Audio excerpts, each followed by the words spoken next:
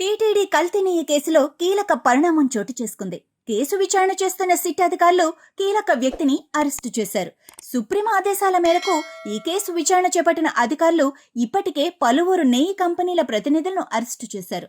సరఫరా పైన పూర్తి సమాచారం సేకరించారు. నాణ్యతా నివేదికలను పరిశీలించారు. టీటీడీలో గతంలో కీలక హోదాలో పనిచేసిన వ్యక్తి విచారణకు రంగం సిద్ధం చేస్తున్నట్లు తెలుస్తోంది. టీటీడీ కల్తీ కేసులో సిట్ విచారణలో వేగం పెరిగింది. టీటీడీ మాజీ చైర్మన్ వైవి సుబ్బారెడ్డి వ్యక్తిగత సహాయకుడు కడూరు చిన్నప్పన్నను సిట్ అరెస్టు చేసింది. రుయాలో వైద్య పరీక్షల అనంతరం నెల్లూరు ఏసీబీ కోర్టులో హాజరుపరిచారు. ఇప్పటి వరకు ఈ కేసులో రాజకీయ నేపథ్యం ఉన్న తొలి అరెస్టు ఇదే. చిన్నప్పన్నది విజయనగరం జిల్లా తెల్లా మండలం పాముల వలస. హైదరాబాద్ కేంద్రంగా వైవి సుబ్బారెడ్డి వ్యక్తిగత వ్యాపారాలకు సంబంధించిన వ్యవహారాలను చూస్తూ ఉండేవాడు. టీటీడీకి కల్తీ సరఫరా వ్యవహారంలో అప్పన్న పైన సిట్ పూర్తి సమాచారం సేకరించింది.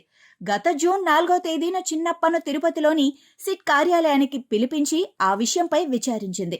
సుమారు 3.5 నెలల తర్వాత సుప్రీంకోర్టు ఆదేశాలతో సిట్ దర్యాప్తు తిరిగి ప్రారంభమైంది.